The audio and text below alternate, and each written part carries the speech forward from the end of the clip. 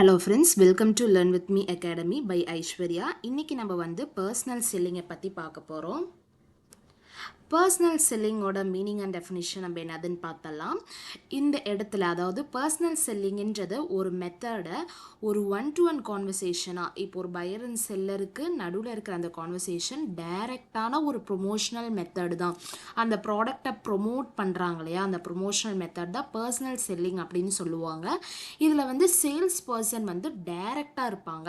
யாருக்கிட்ட விற்க போகிறாங்களோ அவங்ககிட்ட டைரெக்டாக அவங்கக்கிட்ட பேசி கன்வே பண்ணி ஒன் டு ஒன் கம்யூனிகேஷன், அவங்களுக்கு என்ன வேணுமோ அதை தேர்ந்தெடுத்து கம்யூனிகேட் பண்ணி அந்த ப்ராடக்டை யாருக்கு வேணுமோ அந்த ப்ராடக்ட் அண்ட் சர்வீசஸை அந்த பையர்கிட்ட கொண்டு போய் சேர்க்கறது தான் இந்த பர்சனல் செல்லிங்கோட பர்சன், அதாவது சேல்ஸ் பர்சனோட ஒர்க்கு.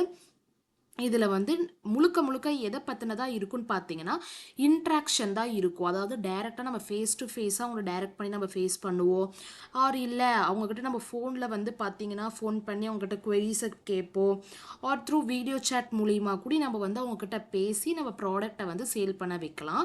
அதே மாதிரி பார்த்தீங்கன்னா இதில் செல்லர் அவங்களோட பிச் அவங்களால முடிஞ்ச அளவுக்கான எல்லா விஷயத்தையும் போட்டு அதுக்கான இப்போ ஒரு கொஷின் கேட்குறாங்க, அதுக்கான ஆன்சர் அதை ரைட்டான வேல செல்லர் அவங்களால என்னென்ன கொடுக்க முடியுமோ அத்தனை விதமான அந்த ப்ராடக்டோட சர்வீஸ் பற்றின இன்ஃபர்மேஷனை செல்லர் பையருக்கு புரிய வைப்பாங்க. மீனிங் என்னதுன்னு பார்த்தலாம். பர்சனல் செல்லிங்கோட இது ஒரு ப்ரொமோஷனல் மெத்தடு. பட் ஆனால் இந்த ப்ரொமோஷனல் மெத்தட் பார்த்தீங்கன்னா சேல்ஸ் ரெப்ரசன்டேட்டிவ் மாதிரி தான் நடக்கும். பட் ஆனால் இது ஆன்லைன் மூலியமோ இல்லை ஒரு போஸ்டர் மூலியமோலாம் நடக்காது. அதாவது அட்வர்டைஸ்மெண்ட் மூலியமாக கூட நடக்காது. இது ஒரு டைரெக்டாக ஒன் டு ஒன் கான்வர்சேஷன் மூலிமா பையரும் செல்லரும் டைரெக்டாக மீட் பண்ணி பேசுவாங்க. இதுதான் ஒரு பர்சனல் செல்லிங்கோட மெயின் மீனிங் அண்ட் கீவேர்டுன்னு கூட வச்சுக்கலாம். அண்ட் இதில் பார்த்தீங்கன்னா ஒவ்வொரு பையருக்கும் அந்த ப்ராடக்ட் பற்றினது ஃபுல்லாக எக்ஸ்பிளைன் பண்ணுவாங்க, டெமான்ஸ்ட்ரேட் அதை செஞ்சு காமிப்பாங்க. அதே மாதிரி அந்த ப்ராடக்ட் அண்ட் சர்வீஸை பற்றின ஃபுல்லான டீட்டெயில் எல்லாத்தையுமே இன்ஃபர்மேஷன் பையர் செல்லருக்கு, அதாவது செல்லர் பையருக்கு புரியும் வகையில் டீட்டெயிலாக எக்ஸ்பிளைன் பண்ணுவாங்க. இது ஒரு டூ வேக்கான கம்யூனிகேஷனு. கஸ்டமர் நீட்ஸ் என்னது, அந்த பொருளுக்கான ஒரு லாங் லாஸ்டிங் ரிலேஷன்ஷிப்பை பார்த்தீங்கன்னா இங்கே செல்லர் பில்ட் பண்ணுவாங்க. டெஃபினிஷன் என்னதுன்னு பார்த்தீங்கன்னா இதில் ஒரு செட் ஆஃப் ஆக்டிவிட்டி இருக்குது லைக் பார்டர். அதாவது இந்த ப்ராடக்ட் பற்றின ஃபுல்லான அவேர்னஸ், அதாவது இந்த ப்ராடக்ட் பற்றின ஒரு விழிப்புணர்வு ஒவ்வொரு கம்பெனியும் அவங்க ப்ராடக்டை வெளிப்படுத்துறதுக்காக இந்த பர்சனல் செல்லிங் யூஸ் பண்ணுறாங்க. இதனால நிறைய கஸ்டமர் பார்த்தீங்கன்னா நம்மளால் ரீச் பண்ண முடியும். அவங்களோட இன்ட்ரெஸ்ட்டையும் நம்மளால் கிட்ட நம்மளால் ரீச் பண்ண முடியும். அந்த சேம் டைம் அந்த பர்சனுக்கு தகுந்த மாதிரியான ஒரு பொட்டென்ஷியல் இன்ட்ரெஸ்ட்டும் நம்மளால் கொண்டு வர முடியும். இதனால நம்மளோட சேல் அல்டிமேட்டாக நம்மளால் ரீச் பண்ண முடியும். மார்க்கெட்டில் பார்த்தீங்கன்னா வைட் ரேஞ்சாக டாக்டிக்ஸ் யூஸ் பண்ணி தான் இந்த பர்சனல் செல்லிங் யூஸ் பண்ணிட்டு இருக்காங்க. இது கூட சேர்ந்து யூஸ் ஆகிறத இந்த அட்வர்டைஸ்மெண்ட்டு, பப்ளிக் ரிலேஷனை பில்ட் பண்ணுறது, கண்டென்ட் மார்க்கெட்டிங்கு, இமெயில் மூலிமா அவங்கக்கிட்ட நம்ம இன்ஃபர்மேஷனை சொல்கிறது, சோஷியல் மீடியா யூஸ் பண்ணுறது எல்லாமே இதுக்கப்புறமா தான் நம்ம எல்லாத்தையுமே டைரெக்டாக யூஸ் பண்ணுறோம். அதாவது இதோட காம்போனன்ட்ஸ் ஆஃப் பர்சனல் செல்லிங் என்னதுன்னு பார்த்தீங்கன்னா ப்ராஸ்பெக்டிங்கு, அதாவது நம்ம அந்த நியூ கஸ்டமரை நம்ம ஃபைன் பண்ணுறோம், அதுக்கப்புறம் அவங்க லிஸ்டிங் பண்ணுறோம் யார் யார் அப்படின்னு சொல்லிட்டு. ரெண்டாவது பார்த்தீங்கன்னா ப்ரீ அப்ரோச்சிங், நம்ம என்ன பண்ண போகிறோமோ அதை பற்றின ஒரு ரிசர்ச்சிங் நம்ம பண்ணுவோம். அதுக்கான ஒரு ப்ராப்பர் பிளான் போடுவோம். இனிஷியலாக நம்ம எப்படி நம்ம ஸ்டார்ட் பண்ண அந்த ப்ராடக்ட் மக்களிடையே போகிறதுக்காக அப்படின்றத ஒரு ரிசர்ச் பண்ணுவோம். அதுக்கப்புறம் அப்ரோச், இதை எப்படி நம்ம அவங்ககிட்ட டைரெக்டாக கொண்டு சேர்க்குறதுன்னு பார்த்தீங்கன்னா லைக் டைரெக்டாக இவங்க காண்டாக்ட் பண்ணுவாங்க, இல்லைன்னா அந்த பையரே நேரடியாக போய் மீட் பண்ணுவாங்க. அதுக்கப்புறம் மீட் பண்ணதுக்கப்புறமா ப்ரெசென்ட் அண்ட் டெமான்ஸ்ட்ரேஷன், அந்த பொருளை பற்றின ஒரு ஃபர்தரான எல்லா டீட்டெயிலையும் பார்த்தீங்கன்னா அதோட ஃபீச்சர்ஸ் என்னது, அந்த பொருள் ஃபுல்லாக அதோட பெனிஃபிட் என்னது, இதனால என்ன நம்மளுக்கு யூஸ் ஆகும், பயனளிக்கும் அப்படின்றத டைரெக்டாக போய் செஞ்சு காமிக்கிறது. செல்லர் பையருக்கு தேவையான எல்லா விஷயங்களும் அந்த ப்ராடக்ட் மூலிமா செல்லர் பார்த்தீங்கன்னா செஞ்சு காமிப்பாங்க பையருக்கு. அதுக்கப்புறம் ஹேண்டிலிங் த ஆப்ஜெக்டிவ், அவங்களுக்கான கொஷின் அண்ட் ஆன்சர் செக்ஷனும் பார்த்தீங்கன்னா பையரோட டவுட்ஸ் எல்லாத்தையும் செல்லர் தீர்த்து வைப்பாங்க. அதுக்கப்புறம் கஸ்டமர் கேட்ட எல்லா ஃபைனல் பர்ச்சேஸுக்கான டெசிஷனு, அவங்களோட கஸ்டமரோட ஃபீட்பேக் என்னது அப்படின்றது எல்லாத்தையுமே டீட்டெயிலான டெசிஷனிங் க்ளோஸ் பண்ணி முடித்த வாட்டி ஃபாலோ பண்ணுவாங்க. இப்போ வந்து சேலோட சாட்டிஸ்ஃபேக்ஷன் எப்படி இருக்குது, இதனால நீங்கள் எப்படி வந்து உங்கள் ப்ராடக்ட்டு அதுக்கப்புறம் இந்த கம்பெனி பற்றின ஃபுல்லான ஒரு நல்ல ஒரு ரிட்டென்ஷன் இருந்துச்சா அப்படின்ற வந்து ஃபீட்பேக் கேட்பாங்க. அதுக்கப்புறம் நேச்சர் ஆஃப் பர்சனல் செல்லிங் என்னதுன்னு பார்த்தீங்கன்னா இல்லை 2 வே கம்யூனிகேஷன் இருக்கும். பார்த்தீங்கன்னா ஆக்டிவான அதாவது ஆக்டிவான கம்யூனிகேஷன் ஸ்கில் தான் இங்கே ரொம்ப ரொம்ப முக்கியமான ஒரு விஷயம். அண்ட் அதே மாதிரி கஸ்டமர்கிட்ட பையர்கிட்ட பேசும்போது அவங்கக்கிட்ட ஒரு ஃபீட்பேக்கும் வாங்கிக்கணும் between the pier and the seller.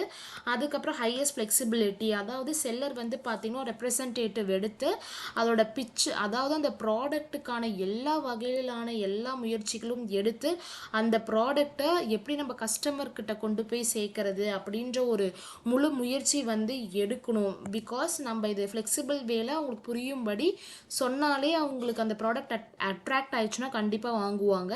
அதுக்கப்புறம் ரிலேஷன்ஷிப் ஃபோக்கஸ் எல்லாமே வந்து பார்த்திங்கன்னா ஒரு லாங் டேர்ம் ஃபோக்கஸில் இருந்தால் தான் அந்த ப்ராடக்ட்டை வந்து பார்த்திங்கன்னா நம்மளால் சேல் பண்ண முடியும். அதேமாதிரி இந்த ப்ராடக்ட் வந்து மார்க்கெட்டில் ரிட்டென்ஷனாக இருக்கணும். ஸோ அதுக்கான எல்லா முயற்சிகளும் நம்ம இந்த பர்சனல் செல்லிங் மூலிமா தான் நம்மளால் வந்து கன்வே பண்ண முடியும். அதுக்கப்புறம் ப்ரெஷரிங் அண்ட் க்ரியேட்டிவிட்டி, அதுக்கப்புறம் ஹிட்டன் நீட்ஸ், அந்த ப்ராடக்ட்டுக்கான ஹிட்டன் நீட்ஸ் ஆனது பையரோட டிமாண்ட் எப்படி இருக்குதுன்றது அப்படின்றத நம்ம வந்து அதாவது ஒரு செல்லர் வந்து அவங்க ஸ்கில்லை வச்சு நம்ம கண்டுபிடிச்சிக்கணும். அதுக்கப்புறம் ஹை காஸ்ட் பெர் கான்டாக்ட், அதாவது ஒரு மோஸ்ட் எக்ஸ்பென்சிவ் பர் பர்சன், அதாவது ஒரு அட்வர்டைஸ்மெண்ட்டை விட வந்து அட்வர்டைஸ்மெண்ட் எடுக்கும்போது நம்ம ரொம்ப அந்த ஒரு பர்சனுக்காகவே நம்ம எக்ஸ்பென்ஸ் பண்ணுவோம். பட் ஆனால் பார்த்தீங்கன்னா அது ஒரு ஹையரான ஒரு எக்ஸ்பென்ஸ் டு த கம்பெனியாகவே இருந்தாலுமே அதுவுமே வந்து பார்த்தீங்கன்னா மக்களுக்கிடையில் கொண்டு போய் சேர்க்கறதுக்கு ஒரு முக்கியமான ஒரு பொருளாக இந்த அட்வர்டைஸ்மெண்ட் வந்து ஒர்க் ஆகுது. அதுக்கப்புறம் ஃபங்க்ஷன்ஸ் ஆஃப் பர்சனல் செல்லிங் என்னென்னு பார்த்தீங்கன்னா ஃபஸ்ட்டு ஒன் வந்து ஃபைண்டிங் த குவாலிட்டி. ஒரு புதுசாக ப்ராடக்ட் கண்டுபிடிக்கிறோம் அப்படின்னு பார்த்தீங்கன்னா அந்த பர்சனல் செல்லிங்கில் ஃபஸ்ட்டு அந்த பையருக்கு தேவையான நீட்ஸ் இருக்குதா, வாண்ட்ஸ் இருக்குதா, அந்த பையர்னால அந்த பொருள் வாங்க முடியுமா அப்படின்றத நம்ம வந்து முதல்ல கண்டுபிடிக்கணும். அதுக்கப்புறம் வந்து அந்த பொருளை வந்து ஃபர்தராக இது வந்து எதுக்காக யூஸ் ஆகும், இதோட பெனிஃபிட் என்னது அப்படின்றத கிளைண்ட் கிட்ட நம்ம வந்து சொல்லணும். அதுக்கப்புறம் ஹேண்ட்லிங் த ஆப்ஜெக்டிவ், கஸ்டமரோட டவுட்டை எல்லாத்தையுமே நம்ம வந்து லிசன் பண்ணி அவங்க கேட்கக்கூடிய எல்லா கொஷனுக்குமே நம்ம கரெக்டாக ஆன்சர் பண்ணணும். அது ரியல் டைம் வேர்ல்டுக்கும் வந்து எந்த விதமான வெரிஸும் இல்லாமல் ப்ராப்ளம் இல்லாமல் அந்த கொஷினுக்கான ஆன்சர் வந்து கரெக்டாக இருக்குமா அப்படின்ற டெசிஷனும் நம்ம தான் எடுக்கணும். அதுக்கப்புறம் தான் க்ளோசிங் த சேல். அதுக்கப்புறம் அவங்க வாங்கிட்டாங்க அப்படின்னா அதுக்கான ஆர்டரு, அதுக்கான அக்ரிமெண்ட்டு, பர்ச்சேஸோட டெர்ம்ஸ் அண்ட் கண்டிஷன் எல்லாத்தையுமே வந்து கேட்டு அதுக்கான க்ளோசிங் சேல்ஸ் வந்து பண்ணணும், அந்த ப்ராடக்ட்டுக்கான எண்டிங் சேலு. அதுக்கப்புறம் ஃபாலோ அப் அண்ட் சர்வீஸ், அந்த அதாவது அவங்களுக்கான அந்த ப்ராடக்ட் வாங்கினதுக்கு அப்புறமுமே நம்ம அவங்களுக்கான சாட்டிஸ்ஃபேக்ஷன் நல்லா இருக்குதா, இந்த பொருளோட மதிப்பு என்ன. இப்போ ஃபார் எக்ஸாம்பிள் ஒரு சில பொருளுக்கான நேம் சொன்னாலே எல்லாருமே வாங்குவாங்க. லைக் அவங்களோட குட்வில்லை வச்சு நற்பெயர்னு சொல்லுவாங்க. லைக் டாட்டா ப்ராடக்டாக இருக்கட்டும், இல்லை எந்த ப்ராடக்டாக இருந்தாலுமே இப்போ டாட்டா ப்ராடக்ட் சொன்னால் கண்டிப்பாக நம்பிக்கையாக நம்ம அந்த பொருள் வாங்குவோம். It is a best example for the personal செல்லிங்னு நான் வந்து சொல்லுவேன். பிகாஸ் இவங்க பேர் சொன்னாலே வந்து பார்த்தீங்கன்னா none other than we can go and buy that product அப்படின்ற மாதிரி தான் இருக்கும். Like Tata Titan watches from Tata, Zudio cloth from Tata, அந்த மாதிரி கூட வச்சுக்கலாமே. ப்ரைஸும் கம்மியாக இருக்கும், அட் த சேம் டைம் பர்சனும் வந்து ஈஸியாக வந்து வாங்கலாம். அண்ட் அட்வர்டைஸிங் அண்ட் பர்சனல் செல்லிங்கான டிஃப்ரென்ஸ் என்னதுன்னு பார்த்தலாம். ஃபஸ்ட்டு அட்வர்டைஸிங் பார்த்தீங்கன்னா it is a impersonal form. நம்ம கம்யூனிகேட் பண்ணோம் அப்படின்ற அவசியம் கிடையாது. ஒரு வீடியோ ஒரு ஆட் மூலிமா நம்ம வந்து காமிச்சிடலாம், ஒரு ப்ரௌச்சர் மூலிமா கூட நம்மளால் காமிக்கலாம். பட் ஆனால் பர்சனல் செல்லிங் வந்து பர்சனலாக நம்ம போய் கம்யூனிகேட் பண்ணால் மட்டும்தான் இந்த இடத்துல நம்மளால் சேல் பண்ண வந்து முடியும். அதுக்கப்புறம் ரீச், அதாவது அட்வர்டைஸ்மெண்ட் வந்து பார்த்தீங்கன்னா மேக்ஸிமம் நம்பர் ஆஃப் பர்சன் உங்களால் ரீச் பண்ண முடியும். பிகாஸ் நீங்கள் வந்து பார்த்தீங்கன்னா ஒரு லார்ஜ் நம்பர் ஆஃப் பர்சனை வந்து நீங்கள் இது பண்ணுறீங்க. ஃபார் எக்ஸாம்பிள் தமிழ்நாட்டுக்குள்ளே இருக்கிற அட்வர்டைஸ்மெண்ட்குள்ளே நீங்கள் போட்டிங்கன்னா லார்ஜ் நம்பர் ஆஃப் வியூவர்ஸ் பார்ப்பாங்க. அந்த பொருள் வந்து ஏதோ ஒரு கடையில் இருந்துச்சுன்னா கண்டிப்பாக வாங்குவாங்க. பட் ஆனால் பர்சனல் செல்லிங் வந்து லிமிட்டட் நம்பர் கிட்ட தான் நம்ம பேசி அந்த பொருள் நம்மளால் வாங்க வைக்க முடியும். ஸோ இந்த இடத்துல வந்து பர்சனல் செல்லிங்கோட ரீச் வந்து கம்மியாக இருக்குது. அட்வர்டைஸ்மெண்ட் வந்து பார்த்தீங்கன்னா காஸ்ட் எஃபெக்டிவ், ரொம்ப ரொம்ப காஸ்ட் நம்ம வந்து பார்த்தீங்கன்னா போட்டு ஒரு பர்சனுக்கே கணக்கில் போட்டு தான் அந்த ஷோவே நம்ம வந்து எடுக்கிற மாதிரி இருக்கும். லைக் அட்வர்டைஸ்மெண்ட்டாக இருக்கலாம், இல்லை ப்ரௌச்சராக இருக்கலாம். பட் ஆனால் வந்து இங்கே பர்சனல் செல்லிங்கில் ஒரு பர்சனோட வாய் திறமை அதுக்கப்புறம் கம்யூனிகேஷன் ஸ்கில் வச்சு மட்டும்தான் இருக்கிறதே தவிர இங்கே காஸ்ட்டோட வேல்யூ வந்து ரொம்ப ரொம்ப ஒரு பர்சனுக்கான காஸ்ட் வந்து அதிகமாக இருந்தாலும் பட் ஆனால் இங்கே வந்து பார்த்தீங்கன்னா நம்ம நிறைய பேர் கூட பேசுகிறோம். நிறைய பேர் பேசும்போது நம்மளால் அந்த ஒரு பர்சனை வந்து அட்ராக்ட் பண்ணி புரிய வைக்கிறதுக்கு we need to spend some time. So அதுக்கான காஸ்ட்டுமே வந்து இங்கே higher. And at the same time இந்த இடத்துல காஸ்ட்ன்றது என்ன வந்து சொல்கிறாங்கன்னு பார்த்தீங்கன்னா, இப்போது மேசிவான பர்சனை அட்வர்டைஸ்மெண்ட்டில் புரிஞ்சுக்க முடியும். ஸோ ஒரு பர்சன் அந்த ப்ராடக்டை வாங்குறதுக்கான காஸ்ட்டு, அதாவது மோட்டிவேட் பண்ணுற விதத்தினால இங்கே வந்து காஸ்ட்டு கம்மியாக இருக்குது அட்வர்டைஸ்மெண்ட்டில். பட் பர்சனல் செல்லிங்னா அந்த ஒருத்தரை வந்து கன்வின்ஸ் பண்ணுறதுக்கே we need to, இப்போ வந்து பார்த்தீங்கன்னா பிபிஓ ஜாப்லாம் உட்கார்றாங்க இல்லையா, ஸோ அங்கே வந்து காஸ்ட் எஃபெக்டிவ் ஒவ்வொருத்தவங்களும் புரிய வைக்கிறதுக்காக அவ்வளோ மெம்பர்ஸ் ஆஃப் எம்ப்ளாயீஸ் வந்து அந்த இடத்துல உட்கார வைக்கிறாங்க. ஒரு ஒரு பையரை வந்து நம்ம பிடிக்கிறதுக்காகவே. ஸோ இங்கே வந்து காஸ்ட் ஹையராக இருக்குது.